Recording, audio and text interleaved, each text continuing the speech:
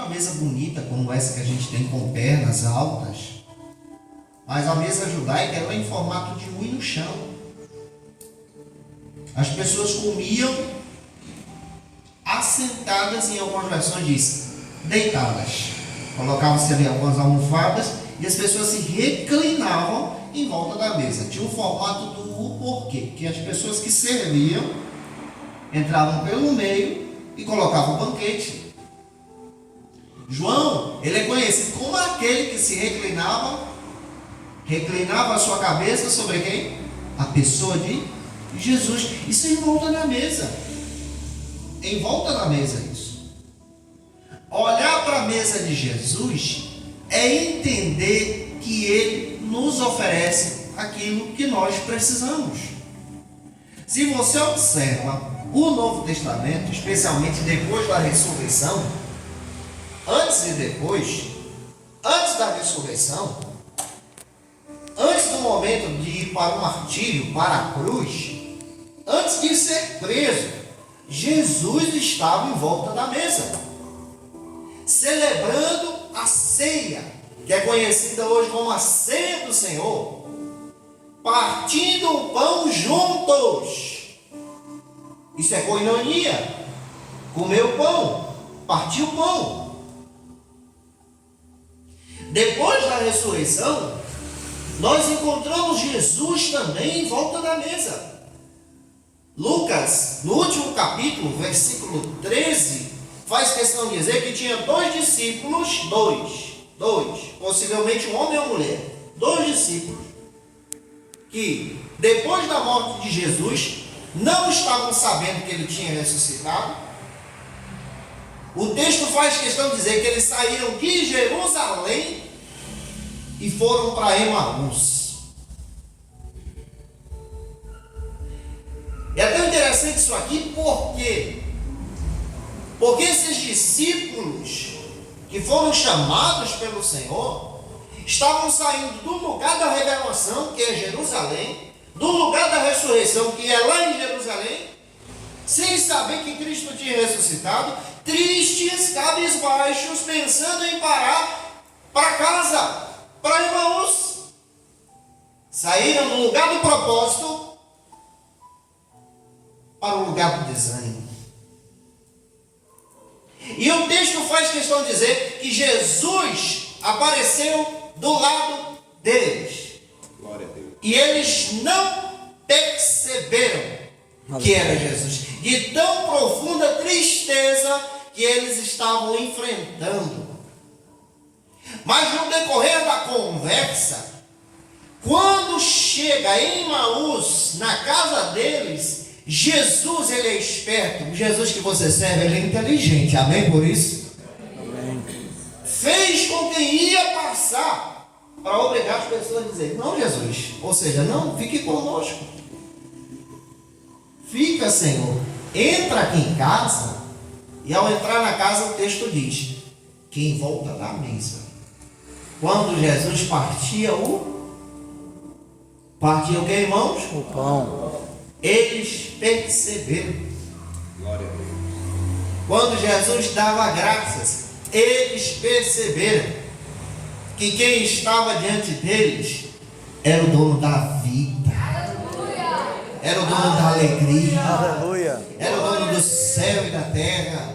É aquele que morreu, mas estava vivo e fez questão de entrar na casa de alguém só para partir o pão.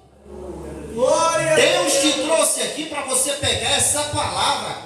Jesus te conduziu a esse lugar somente para você participar do pão e nessa manhã receber uma alegria tão profunda na tua alma. Oh, glória a Deus, que vale glória, pelo amor de Deus, vai dar uma coisa. Deus te trouxe aqui nessa manhã para você lembrar que Jesus se preocupa com você. E em volta da mesa que estamos aqui nessa manhã, Ele quer ter uma conversa contigo. Ô glória, se você pode adorar. Em volta da mesa. Aí eu acho bonito João capítulo 21. O texto diz que todos os discípulos, inclusive Pedrão, todo mundo, tirando Judas, depois da de Jesus sem saber que ele tinha ressuscitado, desanimaram. Isso quer dizer que você, como crente, pode estar suscetível ao desânimo. A gente desanima também. A gente enfrenta ansiedade também. A gente enfrenta depressão, por que não? Mas crente não pode adoecer. Quem foi que disse isso? Crente adoece. Crente desanima. Crente perde interesse. Crente precisa ser cuidado. É a ovelha de Cristo. Mas o que eu acho bonito na palavra é que o Jesus que nós servimos, ele se preocupa com você em teus sofrimentos, nas tuas lutas, nas tuas dores. Ele se preocupa com você no teu desânimo, quando você diz, eu vou parar, nada mais tem me motivado. Eu quero te dizer que ele vai ao encontro desse discípulo, dessa discípula, ele vai ao teu encontro somente para te convidar para participar da mesa. Deus te trouxe aqui nessa manhã para você experimentar essa palavra para o teu coração. Aleluia. Todos estavam pescando, foram chamados para ser apóstolos, mas estavam querendo abandonar o chamado para voltar para a pesca. Estavam desanimados, pensando em parar, pescando. Adivinha quem é que está na praia fazendo um sinal para eles? Oh glória! Adivinha quem está lá na praia dizendo, ei, olha eu aqui! Adivinha quem está aqui nessa manhã caminhando conosco nessa Santa Ceia? O Dudu Davi que está fazendo um sinal para você entender. Ele está fazendo um sinal para você entender. Ele está levantando a mão para você entender. Se em tua espiritualidade você ainda não pegou, ele vai falar contigo de uma forma poderosa e tremenda para impactar o teu coração. E é interessante que alguns já reconheceram logo. É ele. Pularam nas águas e foram até lá. Quando chegaram lá, aí tem o versículo 9.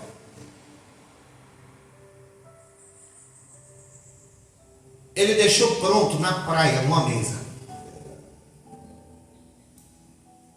E nessa manhã, já que eu estou pregando sobre a mesa de Jesus, eu quero falar o que tem na mesa de Jesus para você. Ele também deixou pronto para você aqui nessa manhã uma mesa. Glória a Deus. Eu vou repetir para você pegar essa palavra.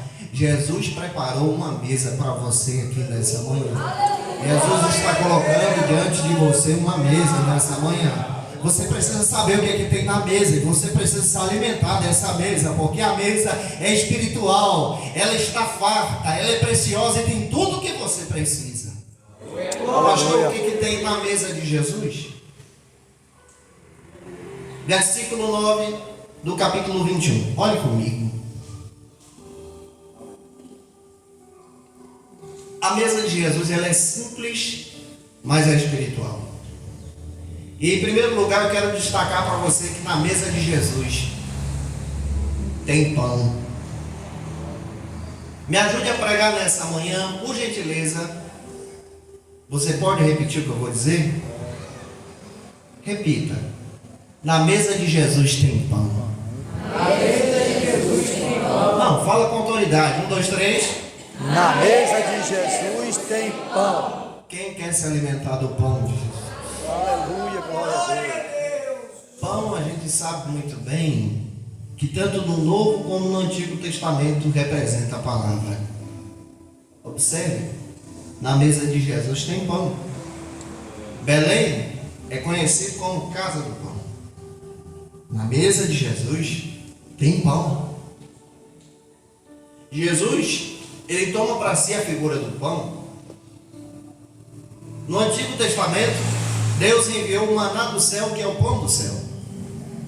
Em João, o próprio Jesus disse: eu sou o pão vivo que desceu do céu. Na mesa de Jesus tem pão. Porque o pão alimenta. O pão não sacia. O pão de Jesus, ele é precioso. Ele é espiritual. Isso é tão sério que Jesus ele leva para a ceia o pão.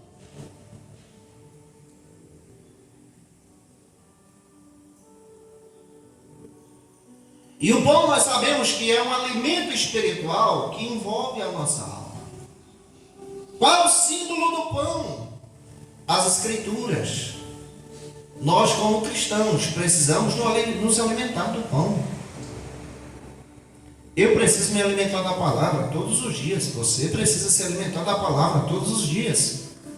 Às vezes nós abrimos mais brechas para poder atender as pessoas no nosso comércio, para poder correr atrás do dia a dia, das coisas que a gente precisa resolver, ou às vezes mexer só nas redes sociais e a gente se esquece de se alimentar do pão.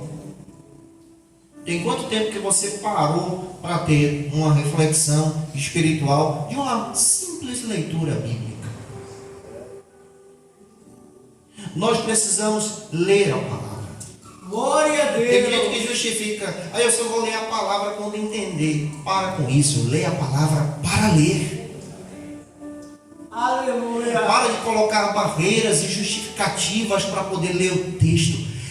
Deus nessa manhã te trouxe aqui para você ouvir essa palavra. Você precisa ler o texto. Glória a Deus. Leia. Aleluia. Leia com o autor. E quem é o autor do texto? É o Espírito de Deus. É Jesus. Se alimente da palavra. Os discípulos precisavam mais uma vez entender que a palavra estava viva. Os discípulos precisavam entender que o pão trazia esse símbolo, porque eles estavam passando por um grande desânimo, e o que fortalece as pessoas é uma palavra. Glória a Deus. E a palavra de Deus ela é viva e eficaz.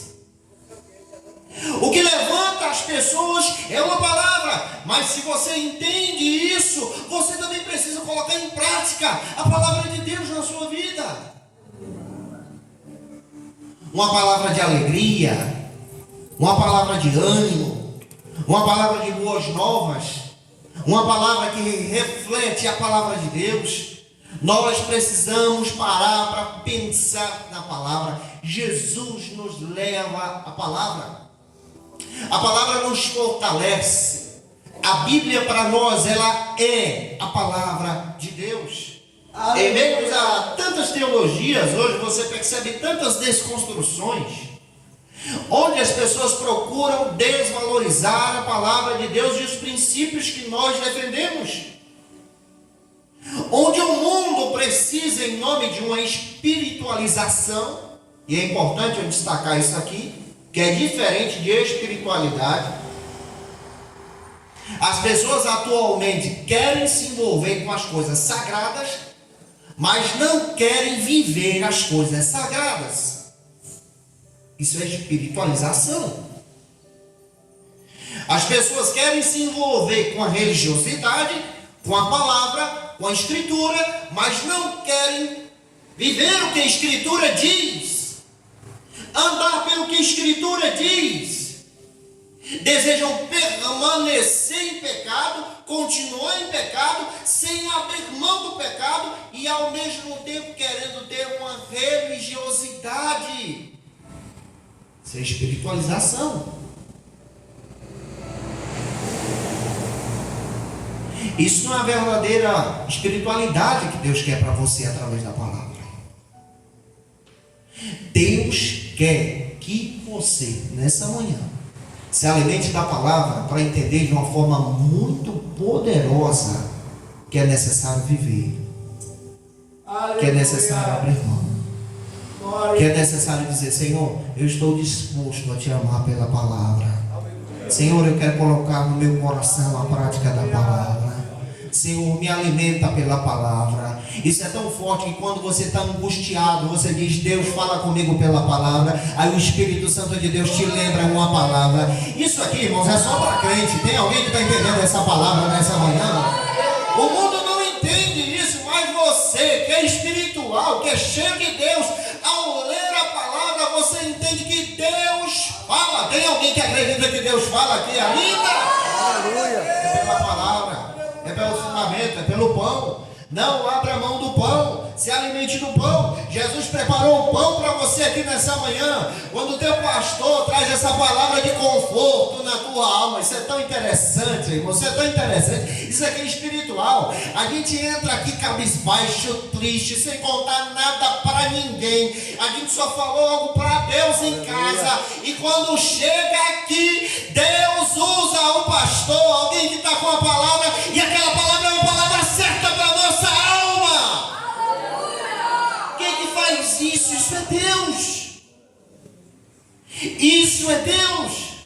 E os mistérios de Deus são revelados pela palavra, pelo pão. Não abra mão do pão. Não abra mão do pão. Deus te trouxe aqui para você entender que através da palavra tem direcionamento do céu para você. Se você precisa de uma direção, através da palavra Deus vai te dar a direção. Se você precisa de uma orientação, Deus vai te dar a orientação. Se você precisa de um ânimo na tua alma, através da palavra, o Espírito de Deus vai te colocar alegria. É a palavra que fortalece. É através da palavra que o Espírito Santo de Deus nos consola, nos fortalece. Elias estava depressivo, deitado debaixo de um zimbro. Deus enviou lá um anjo. E adivinha o que tinha no cardápio? Pão para Elias se alimentar. Aleluia. E Deus falou com Elias: levanta e come, porque ainda não é hora de parar. Deus está falando com pessoas aqui nessa manhã. Levanta e come pão, porque o Espírito de Deus manda te dizer que ainda não é hora de parar. Eu sei. Se você pode levantar a tua mão e adorar a Deus nessa manhã, pela palavra, te alimenta, porque Deus está falando com você. Na mesa de Jesus tem pão. Pastor, qual é o segundo ingrediente da mesa de Jesus? Peixe. Tem pão e o pão é recheado. Peixe. E o pão tem acompanhamento. Glória a Deus. Qual é o acompanhamento do pão que Jesus preparou?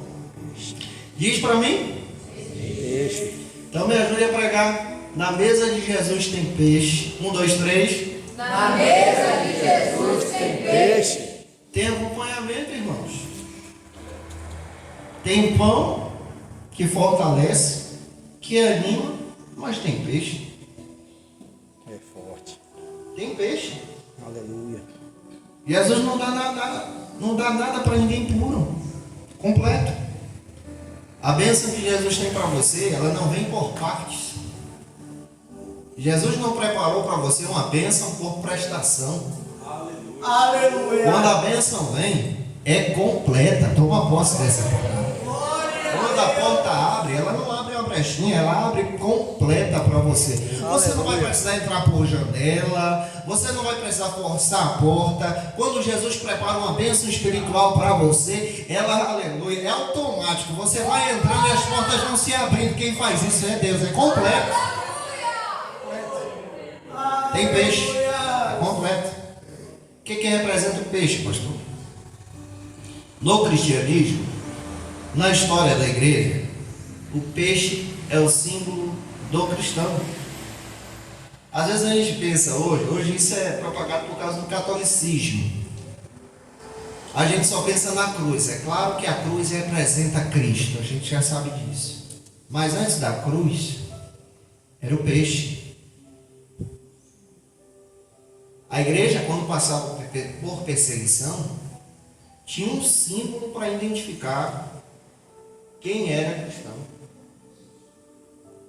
E o símbolo era o peixe. Naquela época, pastor Celso, as pessoas não davam a paz do Senhor dando a mão. Era escondido. Perseguição. Como é que eu identificava, Giovanni, que alguém era cristão? Com um peixe. De que maneira? A pessoa chegava no chão, na conversa, no diálogo, e fazia um risco. Se a outra fosse cristã e tivesse em comunhão, tem alguém que está em comunhão aqui nessa manhã? Fosse crente, quando visse o risco, completava a outra parte. Completava o risco. Terminava o desenho do peixe. Nessa manhã, me ajude a completar esse risco. Dê a paz do Senhor para quem está perto de você, igual a gente faz, diz assim, a paz do Senhor. Você é crente? Tem alguém que é crente aqui em Jesus? Aleluia. Completa o risco. Completa o risco. Naquela época era assim. Era um símbolo. Os cristãos eram conhecidos pelo símbolo do peixe. Para você ter ideia, isso fala de identidade. Identidade cristã. A nossa identidade hoje, especialmente nós que somos pentecostais, quem é pentecostal e estuda o pentecostalismo, entende que o pentecostalismo brasileiro tem característica, tem identidade. Pentecostal é diferente de neopentecostal, irmãos. Não confunda. Pentecostal, como nós, linha clássica, tem característica. Nós cremos no batismo com o Espírito Santo. Nós cremos na evidência das línguas espirituais. Nós acreditamos nos dons espirituais e na atualidade desses dons. Eles servem para hoje também. Nós acreditamos que a Bíblia é a palavra de Deus. Já existem igrejas que defendem que a Bíblia contém. Nós não, a gente acredita que ela é a palavra de Deus. Ela é a Escritura. Nós acreditamos que o Senhor Jesus curou no passado, mas Ele continua curando hoje. Tem um detalhe, a cura não é só cura física não, mas é cura da alma também. E se você entrou aqui depressivo, desanimado, recebe a cura da parte do Senhor, porque isso é de Deus para você. Aleluia. Isso é ser pentecostal, é entender identidade. Tem muita gente que não entende a sua identidade cristã. Ele é qualquer coisa, mas menos cristão. Deus te trouxe aqui nessa manhã para você se alimentar do peixe. Você precisa entender qual é a tua identidade no teu trabalho, na tua roda de convívio social. Você precisa entender a tua identidade no teu casamento. Você precisa entender a tua identidade em relação aos filhos, os filhos em relação aos pais. Você é servo e serva de Deus, cheio e cheia do Espírito Santo. Essa é a tua identidade. Nós precisamos entender que a nossa identidade é uma identidade de pessoas santas. Estamos aqui em volta da mesa por causa da nossa identidade, porque Jesus prometeu, oh glória, que um dia nós cearemos com Ele mais uma vez. Isso é identidade. Identidade. Jesus deixou a mesa pronta e Ele colocou peixe. Deus nessa manhã te trouxe aqui para você se lembrar e recordar e colocar isso em prática. Você é cristão, você é uma pessoa cristã. Aleluia. Irmãos, nós estamos sendo tão bombardeados agora. Estamos estudando isso na escola bíblica dominical sobre o espírito da Babilônia, fundamentado em Apocalipse 17. O espírito da Babilônia já está nesse mundo. É a ação maligna de Satanás. Esse espírito está envolvido em todas as áreas. Na área educacional, na área política, na área judicial, nas áreas profissionais, na própria academia. Você vê o espírito da Babilônia estando presente. E é um espírito que é contrário à cultura judaico-cristã. É contrário aos valores, à nossa identidade. É contrário à família que a gente defende, heterossexual e monogâmica. É contrário a princípios que nós defendemos sobre a verdade. Distorcem a verdade e preferem dar valor à mentira.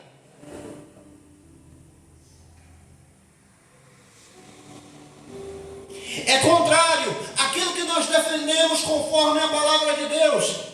Inclusive, hoje estão trabalhando para uma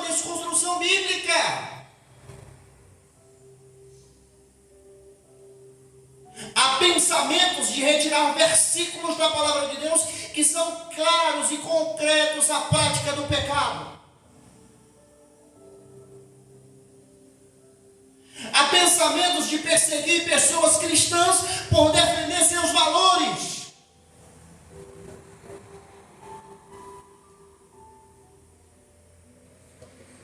Há pensamentos hoje, se você percebe, se você que faz parte de uma faculdade, se você defende que você é cristão, você é perseguido lá dentro.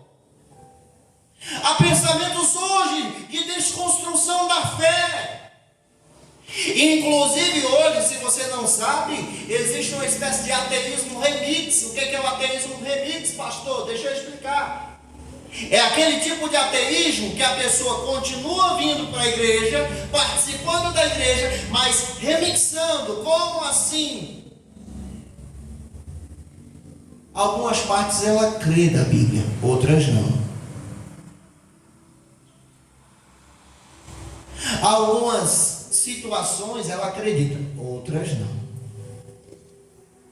O que importa é ter uma religiosidade e não uma verdadeira espiritualidade ligada em Cristo. Aleluia. Mas graças a Deus que Deus te trouxe aqui nessa manhã, oh glória, graças a Deus que Deus te trouxe aqui nessa manhã, porque Ele está te oferecendo pão e peixe, e o peixe fala sobre a tua identidade. O Espírito de Deus quer colocar um ânimo na tua alma, para você entender que os teus valores são importantes. Deus está à procura de pessoas que tenham convicção do que creem.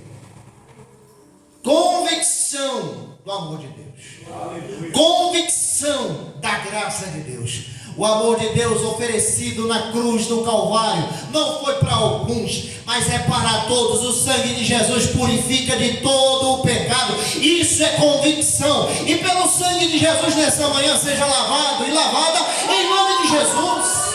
É convicção. É convicção. Deus está, aleluia, fortalecendo você pela fé, através dessa proteína sadia. O Espírito de Deus quer colocar convicção na tua identidade, para você entender que o Espírito Santo ainda fala, oh glória. Você pode estar trabalhando, você pode estar envolvido nas suas atividades, pode estar em casa, quando Deus deseja te visitar, oh glória, não dá para resistir à presença dEle. Dele chega, não dá para ficar de pé. Inauguração do templo, Salomão estava lá, fez uma oração. A Bíblia diz que a glória de Deus, tem alguém aqui que acredita na glória? A glória de Deus encheu a casa, ao ponto de nenhum dos sacerdotes que estavam lá permanecerem de pé, pelo tamanho do peso da glória. Sabe qual é a minha oração nessa manhã? É que a glória de Deus desça rasteiro sobre nós aqui, e que você seja tocado pelo Espírito de Deus nessa manhã. Deus quer que você saia daqui nessa manhã entendendo, Deus ainda fala. Eu acredito na minha identidade cristã, eu amo a Jesus, tem alguém que ama Ele aqui, oh glória.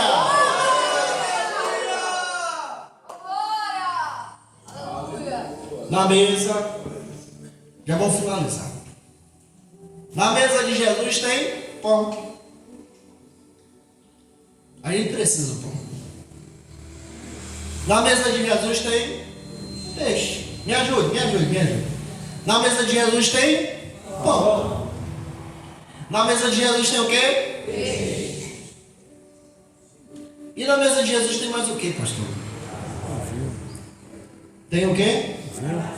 Me ajude. Na mesa de Jesus tem brasa. 1, 2, 3.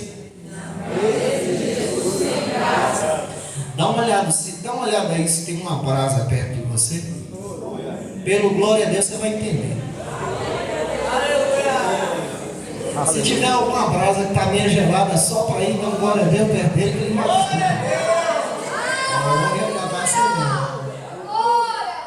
tem brasa. O pão e o peixe é preparado na brasa. Pastor, o que representa a brasa? Símbolo. que eu quero destacar isso? Pedro, quando negou a Jesus, Pedrão negou a Jesus perto de um braseiro. 3 vezes. 3 vezes. A primeira vez que Pedro negou, chegou uma moça e disse: tu vai encontrar aqueles. O texto faz questão de dizer que ele resmungou, negou e saiu. Tem gente que tem vergonha da identidade cristã. Quando alguém chega para ele e para ela diz: tu é crente, não é? Resmunga, reclama e sai. Igual Pedro. Às vezes a gente se parece com Pedro. A segunda vez, quando viram que era Pedro mesmo, a moça disse: eu sei que tu é um daqueles, tu fala igualzinho. Tua fala te condena. O texto diz que ele negou de novo, ficou furioso. Em algumas versões diz que ele ainda proferiu maldições. Vamos traduzir: xingamentos. Saiu xingando. Porque a moça identificou que ele era crente.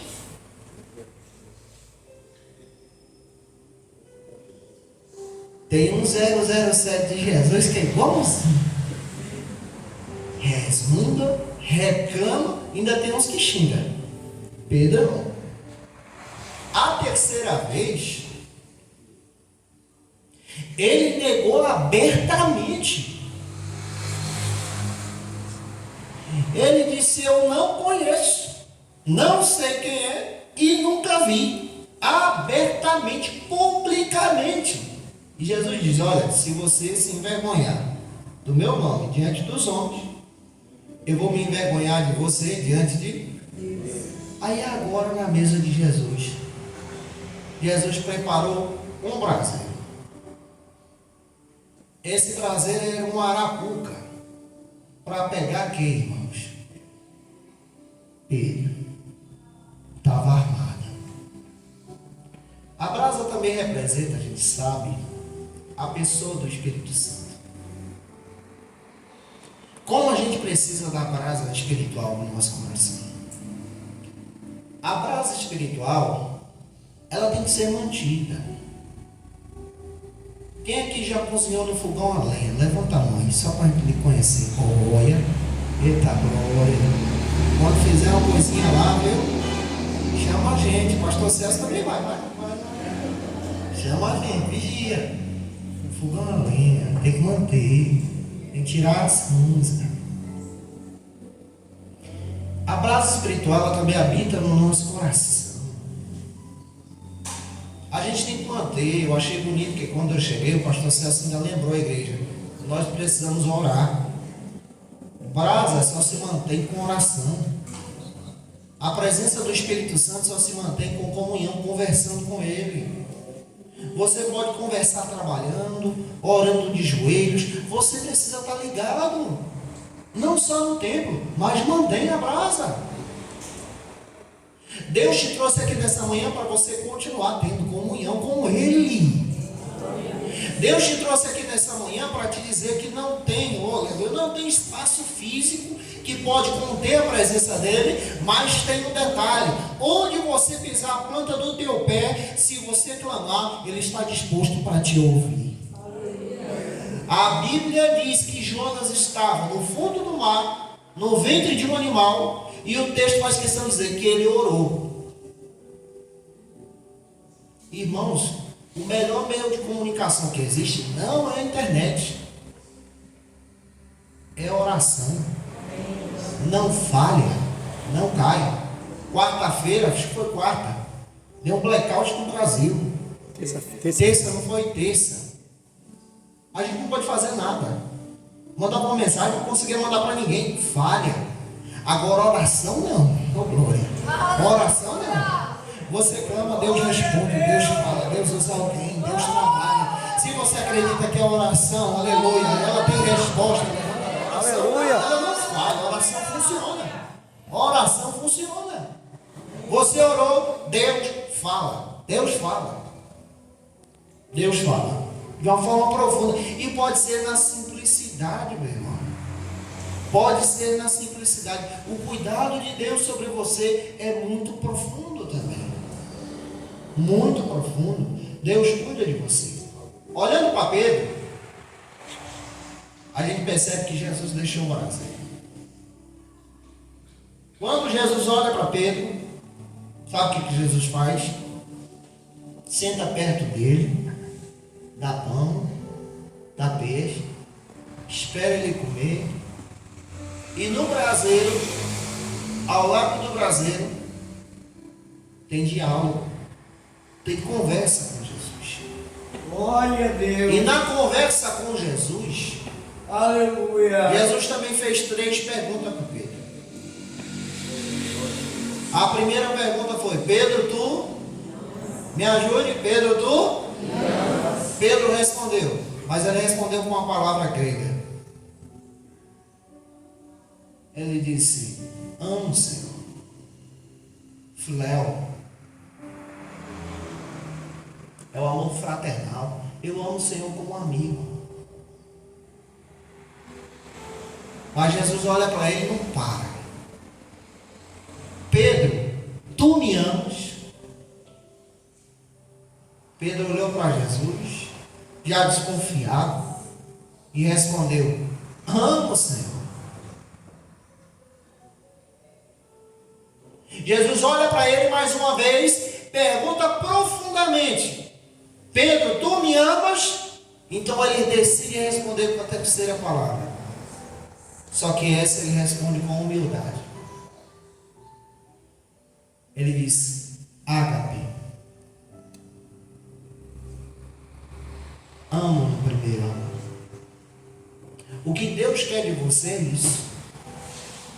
É um amor tão profundo que você coloca o teu coração para servir a Jesus.